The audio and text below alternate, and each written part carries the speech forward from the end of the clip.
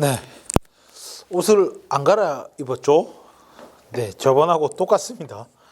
네, 17, 18세기 문화라고 오늘 좀 많이 찍는 편인데 좀 많이 피곤하지만 지금 빨리 해놔야 그래도 니들이 공부하는데 좀 도움이 되지 않을까라는 생각을 해서 좀 달리고 있습니다. 특히 이 부분은 또 문화 부분이라 가지고 내가 그렇게 많이 할 얘기가 없거든요. 그냥 쭉 오늘 할 얘기가 이제 뭐 예술이란 거 뭐 음악 미술 선생님이 하는 거고, 그 다음에 과학혁명, 그거는 우리 학교에 과학 선생님이 하면 되는 거고, 그 다음에 뭐 계몽사상, 그거는 이제 윤리 선생님들이 해야 되는 거지. 역사에서 그냥 이거를 다루니까 하고 있는 거예요. 자, 하여튼 보겠습니다. 첫 번째, 바로크 예술. 바로크 예술이라고 해서 요거는 이제 17세기의 예술을 이야기하는데, 건축 같은 경우에는 이런 특징이 있대요. 건축 같은 경우에는 복잡한 양식,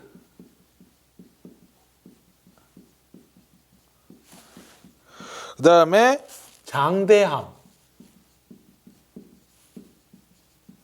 화려한 기교.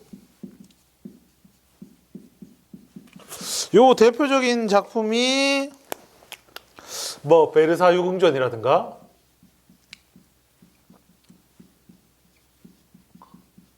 성바울 대성당. 이게 어디 있지? 성바울 대성당은 영국인가? 뭐 그랬던 것 같은데. 그 다음에 이게 나중에 18세기가 되면은 로코코 양식이라고, 우리가 그 저번 시간에 했던 그 상수시 궁전 같은, 상수시 궁전, 근심 없는 궁전이라는 뜻의 상수시 궁전. 이거 한국말 아닙니다, 이 상수시. 자, 스케일은 작고 이제 좀 우아함, 섬세함, 뭐 이런 이야기를 많이 하게 되지요. 그리고 두 번째, 회화라고 해가지고 회화가 발달합니다. 뭐 주로 네덜란드 쪽 사람들이 많아요. 루벤스, 렘브란트, 뭐 세계의 마법사인가?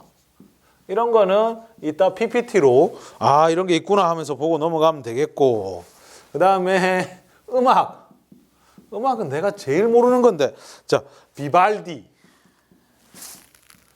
바하, 핸델, 뭐 이런 사람들, 비발디, 사계, 바바바바바바바바바, 그죠? 기억나죠? 자, 텐션을 좀 올려야 됩니다, 내가. 그리고 요 시기에 그 오페라라는 게 등장을 하게 됩니다. 오페라가 등장하게 된다 하는 얘기고, 결국에 이게 18세기로 넘어가면은, 18세기가 되면은 하이든, 모차르트, 이 사람은 알죠? 모차르트. 네, 이런 사람들이 등장을 하게 된다. 그냥 이거는 이대로 보면 됩니다. 그렇구나. 두 번째, 과학혁명. 과학 분야에 있어가지고 아주 큰 혁신적인 일들이 많이 벌어진다 하는 건데, 왜? 이때 당시에 방법론으로 귀납법이라고. 귀납법 알죠? 이 반대말이 뭡니까? 연역인가요? 연역법인가요? 귀납법은 자기가 직접 이제 관찰하고 실험한 결과를 가리켜서 이론을 제시하는 요거. 관찰과 실험을 통해서 이렇게 했고, 이 관찰과 실험이 더 활발해질 수 있었던 이유는 이때 당시에 도구가 많이 발달을 해요. 렌즈라든가 망원경이라든가, 그 다음에 현미경, 기압계, 이런 다양한 도구들이 발달하면서 이제 귀납법이 더 힘을 받게 되는 거고, 영국과 프랑스에는요, 과학협회라는 게 있어요. 영국 왕립협회.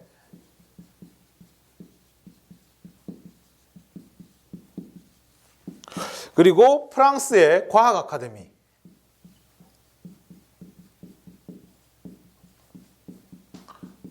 웃긴 거는 프랑스의 과학 아카데미가 국립이고요. 영국의 왕립협회가 사립입니다. 뭐 하여튼 그래요. 여기를 해서 과학자들이 모여가지고 많은 연구도 하고 의견도 주고받고 이렇게 된 거지. 그 과정에서 벌어난 큰 변화, 특히 이 천문 분야, 조지구 선생님이 좋아하는 천문 분야, 그게 원래 정로는 지구가 하늘의 중심이다. 하늘이 움직인다. 지구가 움직이는 게 아니다. 천동설이 주류였거든요. 그래가지고 많은 사람들이 이 천동설에 대한 도전을 했었어요. 예, 그 대표적인 사람이 이제 코페르니쿠스라고. 사실 그런데 이 코페르니쿠스의 쉽게 말하면 이제 지동설, 천동설에서 지구가 돈다라는 지동설로의 변화인데 왜 하늘이 돈다고 이야기를 하느냐? 왜 지구가 중심이라고 얘기하느냐? 아니 하나님이 태초에 세상을 만들었으니까 그러지. 하나님이 만들었는데 우리를 중심에 놓지 아니면 뭘 중심에 놔? 그지? 거기에서 시작되는 건데 사실 이때 천동설은 이제 이때 코페르니쿠스의 지동설, 지금은 당연하다고 생각했던 지동설이 사실은 별로 안 당연했던 것 중에 하나가 뭐냐면은 이 지동설 자체가 되게 아직 세련되지 않았어요. 그냥 동그랗게 돈다라고 하니까 아니 그 지동설이라고 하기에는 이 좀 설명하기가 좀 애매한 거야. 그러니까 요 천동설이라는 것도 이때 당시에 오랜 세월이 지나면서 수정이 들어가서 단순하게 지구를 그냥 이렇게 돈다 이게 아니고요. 요때 당시에 프톨레마이오스의 천동설은 수많은 수정이 돼가서 마치 돼지 꼬리처럼 어떻게 그려야 되지? 자, 원을 그리는데 요런 식으로 돈다고.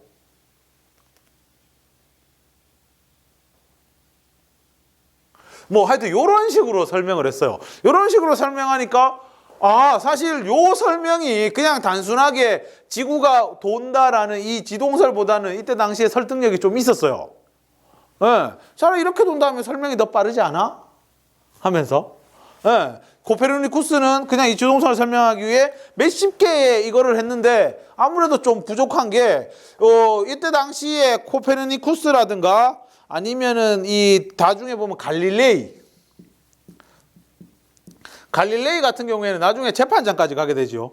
1564년에서 1643년까지 살았던 42년까지 살았던 하여튼 요때에서 아무리 요 갈릴레이 같은 경우에는 망원경도 만들고 이래가지고 자기가 눈으로 이제 파악을 했다고. 그래가 눈으로 파악을 해보니까 뭐 금성의 모양 변화라든가 이런 게 도저히 천동설로는 설명이 안 되는 거야. 지동설이래야 설명이 되는데 그때까지만 해도 완벽하지가 않았어요. 근데 이 완벽함은 어디서 나왔느냐 하면은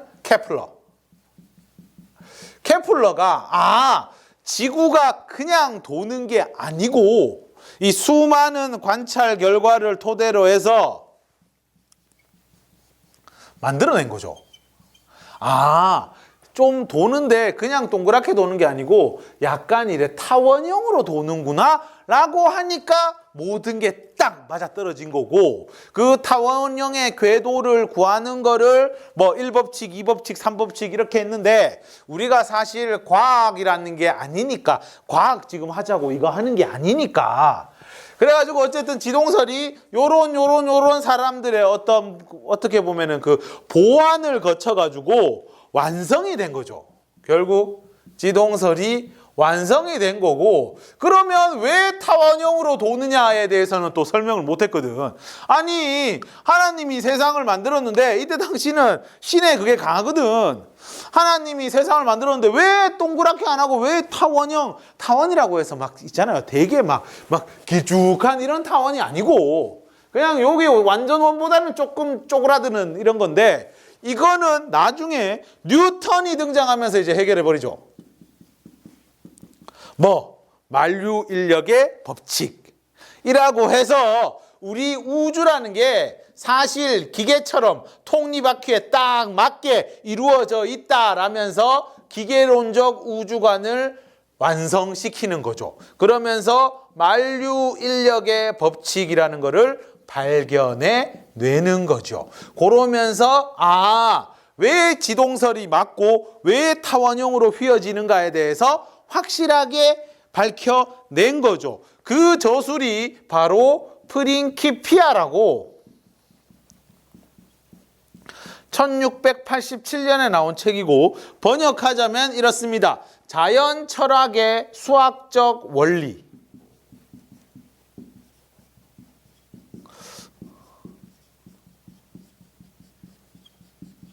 그러니까 이때 당시 사람들은 하늘의 움직임을 수학으로 딱 계산을 할 수가 있는 거야. 얼마나 큰 자신감이겠어요. 저 하늘에 있는 별들의 움직임을 전부 다 수학 계산으로 해가지고 다 나타내고 설명할 수가 있는 거야.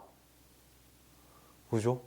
그러면서 나중에 뭐가 나오게 됩니까? 합리주의가 나오게 되는 거지. 이성의 힘이 이만큼 대단하다. 이성의 힘이 이만큼 대단하다. 그지?